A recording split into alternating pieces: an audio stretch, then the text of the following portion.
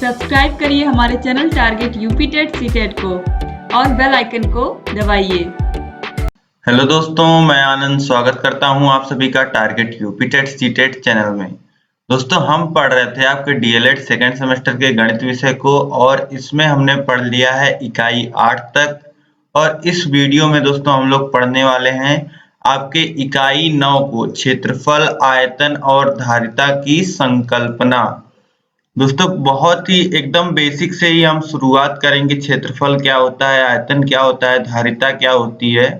तो आप लोगों में से बहुत लोगों को पता भी होगा और जिनको नहीं पता होगा एकदम बेसिक से मैं बताऊंगा तो आपकी जो क्षेत्रफल, आयतन और धारिता की जो समझ है वह और बेटर हो जाएगी। क्षेत्रफल को दोस्तों हम अंग्रेजी में एरिया, आयतन को वॉल्यूम और धारिता को कैपेसिटी बोलते हैं।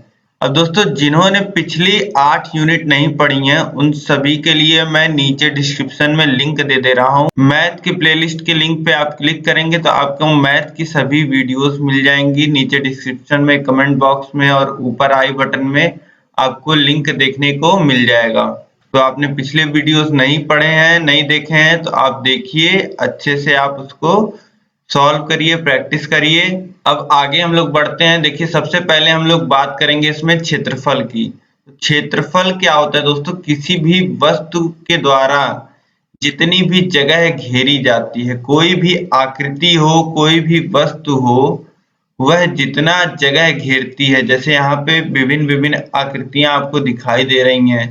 ये एक वर्ग आपको दिखाई दे रहा है, ये एक त्रिभुज, यह भी एक आकृति है। तो यह जितना जगह घेर रही है दोस्तों, जितना आपको कलर्ड पार्ट दिख रहा है, इनके द्वारा यह क्षेत्र घेरा जा रहा है। क्षेत्र मतलब जगह, एरिया।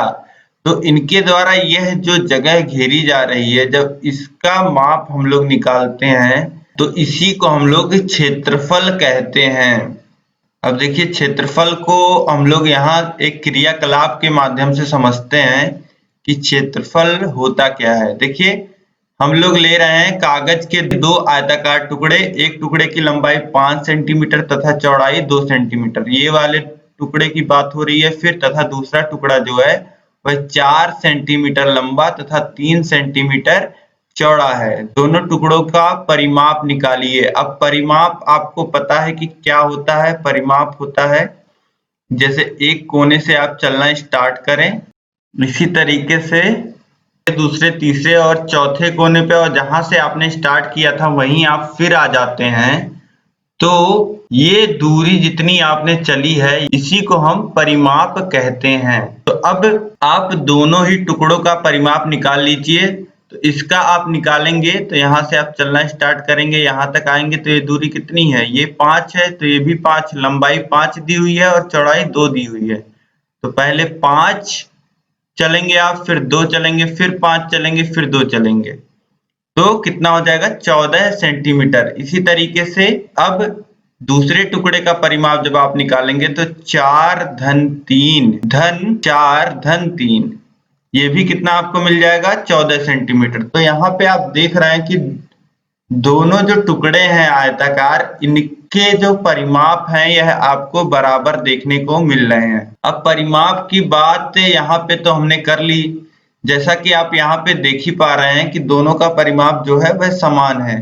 अब हमें यहाँ पे, हमने परिमाप की तो बात कर ली, बराबर है, लेकिन अब हमें यहाँ पता करना है कि कौन सा टुकड़ा जो है वह ज्यादा स्थान घेर रहा है। मतलब क्षेत्रफल एक तरीके से हम कहें किसका ज्यादा है। तो क्षेत्रफल देखने के लिए हम लोग क्या करते हैं, हम लोग एक एक सेंटीमीटर की दूरी पे लाइन खींच लेते हैं। एक एक सेंटीमीटर की दूरी पे आप लाइन खींच लीजिए।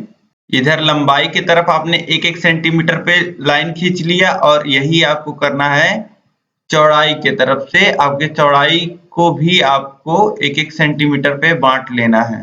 तो आप दोनों टुकड़ों को इस प्रकार बांटेंगे एक एक सेंटीमीटर पे, तो आपको कुछ ऐसी आकृतियां प्राप्त होंगी। और अब इसमें आपको देखिए, ऐसा करने पे दोस्तों क्या होगा कि आपको ऐसे खाने मिलेंगे जो एक एक सेंटीमीटर हर तरफ से हैं। मतलब 1 वर्ग सेंटीमीटर वाले खाने आपको मिल जाएंगे। 1 वर्ग सेंटीमीटर वाले खाने आपको देखने को मिल जाएंगे। ये एरिया जो है समान जगह घेरने वाले आपको खाने देखने को मिल जाएंगे। इस तरीके से इसमें आप देखिए कितने खाने हैं, इसमें आपको मिल जाएंगे 10 खाने।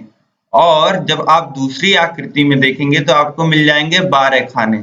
अब यहाँ पे देखने के बाद दोस्तों आपको क्लियर हो रहा होगा कि कौन सी आकृति बड़ी है। कौन सी आकृति बड़ी होगी जिसमें ज्यादा खाने होंगे, तो दूसरे जो हमारी आकृति है इसमें 12 खाने हैं और पहली जो आकृति है इसमें 10 खाने हैं। तो ये जो आकृति होगी वह ज्यादा जगह घेरेगी, ज्यादा भाग घेरेगी, तो इसका जो क्षेत्रफल होगा वह ज्यादा होगा। तो यहाँ पे आपने देखा परिमाप अगर बराबर भी है तो ऐसा नहीं होगा कि क्षेत्रफल बराबर हो, क्षेत्रफल छोटा बड़ा हो सकता है। अब देखिए यहाँ पे क्या लिख रहा है, किसी क्षेत्र को 1 सेंटीमीटर भुजा वाले वर्गों अर्थात इकाई क्षेत्रफल की संख्या से मापते हैं। यह देखते हैं कि इकाई क्षेत्र दिए गए क्षेत्र में कितनी बार आता है, उस क्षेत्र का यह माप ही क्षेत्रफल होता है।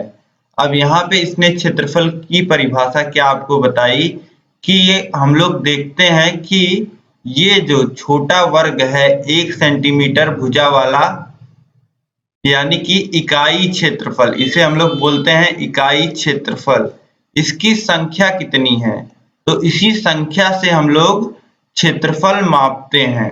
तो यह भी एक तरीका होता है दोस्तों क्षेत्रफल मापने का, सूत्र से भी हम मापते हैं। लेकिन ये जो इकाई वर्ग इकाई वाला फॉर्मूला है यह हर जगह अप्लाई होता है। जैसे अभी आपने देखा यहाँ पे आपने दो क्षेत्रफल का कंपैरिजन कर लिया, कौन छोटा है कौन बड़ा है। यह आपने कैसे किया, यह आपने इकाई क्षेत्रफल में बांट के किया। ये जो बॉक्सेस आपको मिले थे 1-1 सेंटीमीटर स्क्वायर के, इसी के माध्यम से आपने क्षेत्रफल का कंपैरिजन किया है दोनों में। तो यहाँ पे दोस्तों आपको क्षेत्रफल समझ में आ गया होगा कि कौन सी आकृति कितना स्थान घेर रही है वही उसका क्षेत्रफल होता है, और उसमें कितने इकाई कितने 1 सेंटीमीटर भुजा वाले वर्ग उसमें बन रहे हैं, इसी से हम पता लगाते हैं कि उसका क्षेत्रफल कितना है।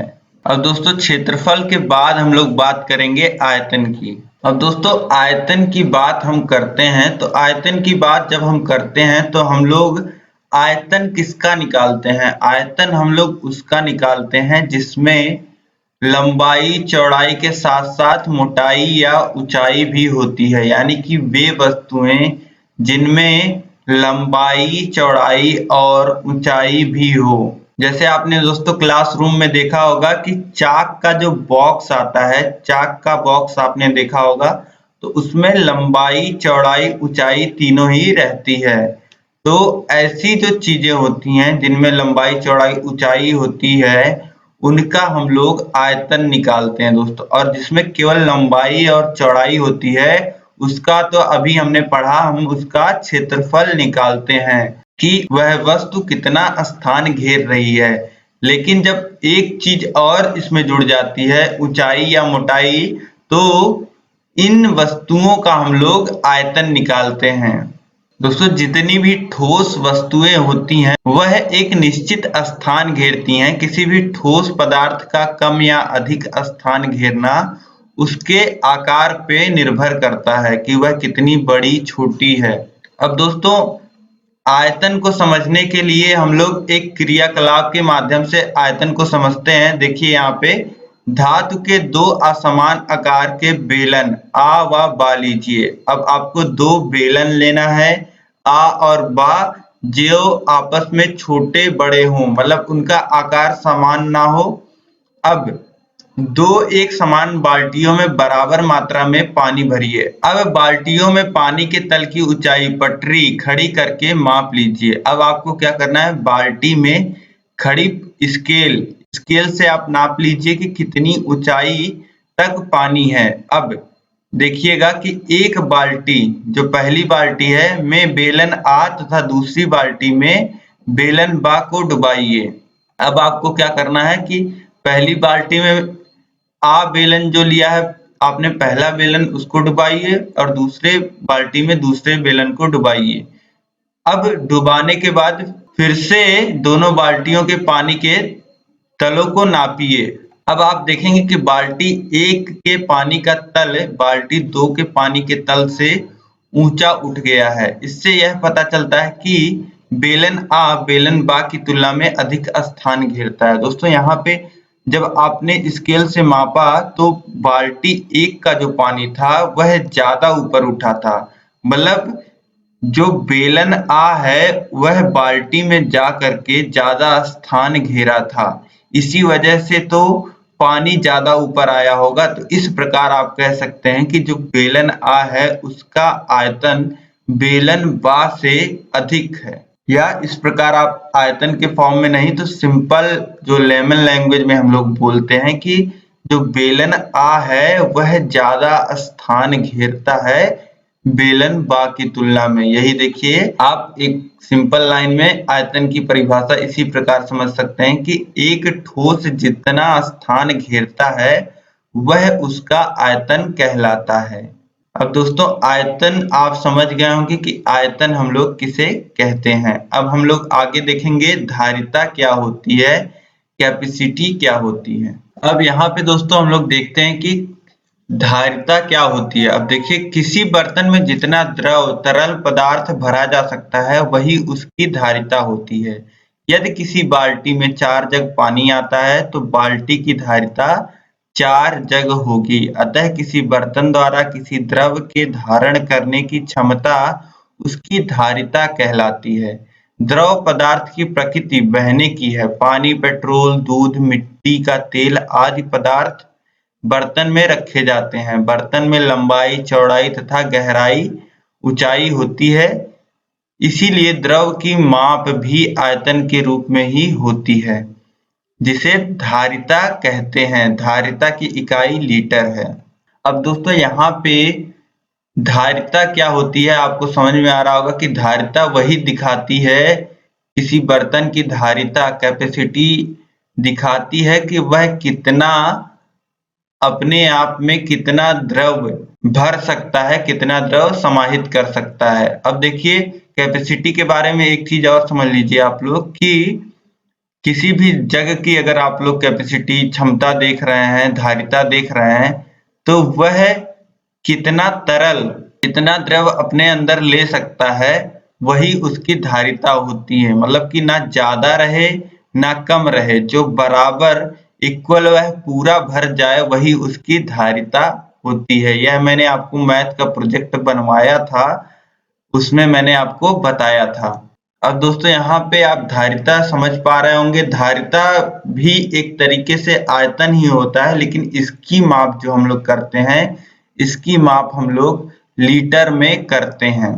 तो अब देखिए 1 लीटर क्या होता है। यहाँ लीटर को आप समझ लीजिए कि एक ऐसा घन बर्तन जिसकी आंतरिक विमाएं इस प्रकार हों कि वह 10 सेंटीमीटर लंबा, 10 सेंटीमीटर चौड़ा तथा 10 सेंटीमीटर ऊंचा हो, तो उसका आयतन जो होगा वह होगा 10 × 10 × 10 सेंटीमीटर, अर्थात 1000 घन सेंटीमीटर या 1000 सेंटीमीटर क्यूब होता है। अब कोई भी ऐसा बर्तन है दोस्तों जिसकी जो लंबाई है, जिसकी जो धारक क्षमता है, जिसकी अंदर से जो बनावट है उसमें 10 सेंटीमीटर वह लंबा है, 10 सेंटीमीटर चौड़ा है तथा 10 सेंटीमीटर ऊंचा है, तो उसका जो आयतन होगा वह होगा 1000 सेंटीमीटर क्यूब। अब इस बर्तन में यदि किसी द्रव को ऊपर तक भरा जाए तो उस द्रव का आयतन जो हो जाएगा, अब जो द्रव आप इस बर्तन में भर रहे हैं उसका भी तो आयतन इतना ही हो जाएगा जितना इसकी कैपेसिटी है, 1000 घन सेंटीमीटर। तो इसी 1000 घन सेंटीमीटर को हम लोग क्या कहते हैं, 1 लीटर कहते हैं। अब आप लोग संबंध समझ पा रहे होंगे कि 1000 घन सेंटीमीटर बराबर होता है 1 लीटर के। मतलब ऐसा कोई बर्तन जिसकी लंबाई, चौड़ाई और ऊंचाई 10 सेंटीमीटर हो, उसमें जितना द्रव आ सकता है उसी को हम लोग 1 लीटर कहते हैं। 1 लीटर को दोस्तों आप लोग 1000 मिलीलीटर या 1000 ml भी लिख सकते हैं। मतलब फॉर्मूला आप देख लीजिए, 1 लीटर बराबर 1000 मिलीलीटर। अब दोस्तों इस यूनिट में बस आपको जो बेसिक समझ है क्षेत्रफल, आयतन और धारिता की, यही आपको बस समझना था। और यहाँ पे छोटा सा ही 4 ही क्वेश्चन दिया गया है मूल्यांकन में, जो आपको अभ्यास जो हम लोग करते हैं हर यूनिट में, वह आपको यहाँ पे हम लोग इसी वीडियो में कर लेते हैं। तो देखिए, पहला है निम्नलिखित चित्र में से किस चित्र का क्षेत्रफल सबसे अधिक तथा सबसे कम है। अब दोस्तों यहाँ पे चित्र में कुछ लंबाई चौड़ाई नहीं दिया हुआ है, तो यहाँ पे तो हम लोग क्षेत्रफल बता नहीं सकते हैं इस प्रकार से कि किसका अधिक है या किसका कम है। अगर यहाँ पे ऐसा भी लिखा होता कि सभी जो यहाँ पे लाइन खींची गई हैं वह 1-1 सेंटीमीटर पे खींची गई हैं, तब भी हम लोग क्या करते, जो यहाँ पे जितने बॉक्सेस बन रहे हैं उनकी संख्या गिन के पता लगा लेते कि कौन से का क्षेत्रफल बड़ा है और कौन से का छोटा है। तो अगर बॉक्सेस को आप गिनते तो ये दोनों आपस में बराबर हैं और इसमें आपको ज्यादा बॉक्सेस मिल जाएंगे, तो इसका एरिया आपको बड़ा मिल जाएगा। लेकिन अभी छोड़िए इस प्रश्न को, जब इसमें कुछ डिटेल्स दिया नहीं हुआ है तो इसको हम सॉल्व नहीं कर सकते हैं। अब देखिए दूसरा प्रश्न है, 3 लीटर के जग में पानी भरने के लिए 50 मिलीलीटर के बर्तन से कितनी बार पानी डालना होगा। तो यहाँ पे हमें दिया हुआ है कि 3 लीटर के जग में हमें पानी भरना है 50 मिलीलीटर के बर्तन से। तो हमारे पास एक जग है जिसकी जो कैपेसिटी है वह 3 लीटर की है, और एक हमारे पास छोटा बर्तन है जिसकी कैपेसिटी 50 मिलीलीटर है। अब इससे हमें पानी भरना है इसमें, और पूछ रहा है कि कितनी बार में हमें पानी डालना पड़ेगा। तो अब हम लोग नाप लेते हैं कि 50 मिलीलीटर से अगर हम लोग भरना चाहें तो कितने बार में हमें भरना पड़ेगा। तो अगर एक बार हम लोग भरते हैं दोस्तों, तो एक बार में हम लोग 50 मिलीलीटर भर पाएंगे, और हमें कितना भरना है, 3 लीटर भरना है। तो 3 लीटर कितने बार में भरने के लिए दोस्तों हम लोग क्या करेंगे, 3 लीटर में 50 मिलीलीटर का भाग दे देंगे। अब 3 लीटर को पहले हम लोग बदल लेते हैं मिलीलीटर में। तो 3 लीटर को मिलीलीटर में बदलने के लिए 1000 से हम लोग गुणा कर देंगे, और बटे 50 है, 50 से भाग हम दे रहे हैं तो 0 0 कट जाएगा। फिर 5 से 100 कितने बार में कटेगा, ये कट जाएगा 20 बार में, और ये हो जाएगा 3 गुणे 20 यानी कि 60 बार जब आप पानी भरेंगे दोस्तों, तब जाके आपका यह 3 लीटर का जग पूरी तरीके से भरेगा। अब दोस्तों तीसरा प्रश्न है, 4 लीटर दूध नापने के लिए 250 मिलीलीटर के नपने से कितने बार दूध नापना होगा। अब दोस्तों हमारे पास एक नपना है जो 250 मिलीलीटर का है, और हमें नापना है 4 लीटर दूध। तो कितनी बार में हम नाप लेंगे, यह हमसे पूछा जा रहा है। सबसे पहले 4 लीटर को हम लोग मिलीलीटर में बना लेंगे, तो 4 में 1000 से हम लोग गुणा कर देते हैं, तो ये हो जाएगा 4000 मिलीलीटर। और हमारे पास नपना कितने का है, 250 मिलीलीटर का। तो 4000 में हम लोग भाग दे देंगे 250 का, 0 से 0 कट जाएगा, और 25 एक बार यहाँ जाएगा 25, फिर बचेगा 15 और 15, और ये हो जाएगा 150, और 6 बार फिर यहाँ, यानी कि 16 बार में हम लोग पूरा नाप लेंगे 4 लीटर। जैसा कि 250 मिलीलीटर से एक बार अगर आप नापेंगे तो 250 मिलीलीटर, और 4 बार आप नापेंगे तो 1 लीटर, और फिर इसी तरीके से 16 बार आप नापेंगे तो 4 लीटर दूध आप नाप लेंगे। तो 16 बार नापना होगा, तो आप 2.5 मिलीलीटर से 4 लीटर दूध नाप पाएंगे। अब प्रश्न संख्या 4 है दोस्तों, 2 लीटर के बर्तन को 250 मिलीलीटर के बर्तन से 5 बार पानी से भरा जाता है। इसके बाद 50 मिलीलीटर के नपने से शेष भाग को कितनी बार में भरा जा सकता है। अब दोस्तों यहाँ पे बोल रहा है कि एक 2 लीटर का बर्तन है जिसे 250 मिलीलीटर के बर्तन से 5 बार भरा गया है।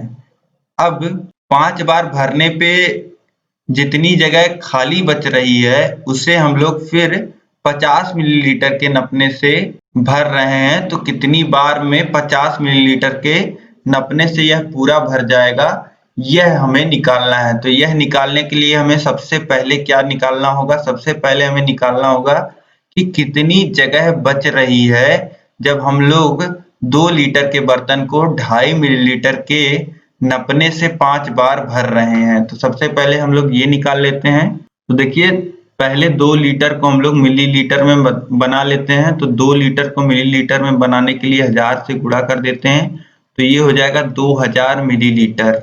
अब 250 मिलीलीटर के बर्तन से 5 बार भरा गया है, तो 250 से अगर 5 बार भर रहे हैं तो 250 में 5 से गुणा कर देंगे, इतना भर गया होगा। मतलब कि 250 में 5 का आप गुणा करेंगे तो 0, 5 × 5 = 25 के 5 हासिल 2 और ये हो गया 12। तो अब देखिए कितना भर गया है, यह भर गया है 1250 मिलीलीटर तक भर गया है। तो खाली कितना है? खाली रह जाएगा 2000 में से आप घटा दीजिए 1250 मिलीलीटर, तो ये खाली रह गया है 750 मिलीलीटर। अब यही 750 मिलीलीटर जो खाली रह गया है दोस्तों, इसी को आपको भरना है 50 मिलीलीटर के नपने से। तो 50 मिलीलीटर के नपने से 750 मिलीलीटर आपको भरना है। तो कितनी बार में आप भर लेंगे यही पूछ रहा है। तो आप 750 में 50 से भाग दे दीजिए, तो कितना हो जाएगा? 0 0 कट जाएगा, 5 × 5 और हासिल 2 और तो ये हो जाएगा 25। 25 में आप 5 से भाग देंगे तो 5 बार में जाएगा, तो ये हो जाएगा 15। यानी कि 15 बार जब आप दोस्तों भरेंगे 50 मिलीलीटर के नपने से, तो शेष भाग भी जो है वह भर जाएगा। तो इस प्रकार दोस्तों देखा कि 15 बार जब आप भरेंगे और 50 मिलीलीटर के नपने से, तो पूरा जो है वह भर जाएगा। अब दोस्तों यहाँ पे आपकी जो 9वीं यूनिट है वह खत्म होती है इसी वीडियो में। अब दोस्तों हम लोग आगे पढ़ेंगे आपकी इकाई 10, जिसमें आयतन, वर्ग एवं त्रिभुज को हम लोग पढ़ेंगे। और दोस्तों यह वीडियो अगर आपको पसंद आई, आपको मेरा प्रयास पसंद आ रहा है, तो आप इस वीडियो को प्लीज लाइक कर दीजिए, अपने दोस्तों में अधिक से अधिक शेयर कर दीजिए। और चैनल को आपने अभी तक सब्सक्राइब नहीं किया हुआ है तो चैनल को सब्सक्राइब करके बेल आइकन पे जरूर क्लिक कर लीजिए, जिससे जो आने वाली वीडियोस हैं, जो आने वाले लेक्चर्स हैं, वह आपसे मिस ना हो। और दोस्तों इसी तरीके से हमने सभी विषय पढ़ा दिया गया है। बाकी विषय में आपको हैंड रिटन नोट्स बना करके भी पढ़ाया गया है। तो दोस्तों बाकी विषय भी आप इसी तरीके से पढ़ सकते हैं। सभी विषयों के प्लेलिस्ट का लिंक नीचे डिस्क्रिप्शन में दिया गया है। प्लेलिस्ट से पढ़ने में क्या होगा कि प्लेलिस्ट से जब आप पढ़ेंगे तो उस विषय का कोई भी वीडियो आपसे मिस नहीं होगा। सभी वीडियोस आप एक लाइन से देख सकते हैं, तो आगे पीछे भी नहीं होंगे। यूनिट्स, लेक्चर्स जो हैं, और आप एक सीरियल से सभी को देखते चले जाएंगे। बाकी दोस्तों यह वीडियो आपको कैसा लगा मुझे कमेंट करके बताइए, और कहीं भी कोई भी दिक्कत हो तो कमेंट करके मुझे बताइए। बाकी इस वीडियो में अंतिम तक बने रहने के लिए आप सभी लोग का बहुत बहुत धन्यवाद। मिलते हैं नेक्स्ट वीडियो में, तब तक अपना ध्यान रखिए। जय हिंद।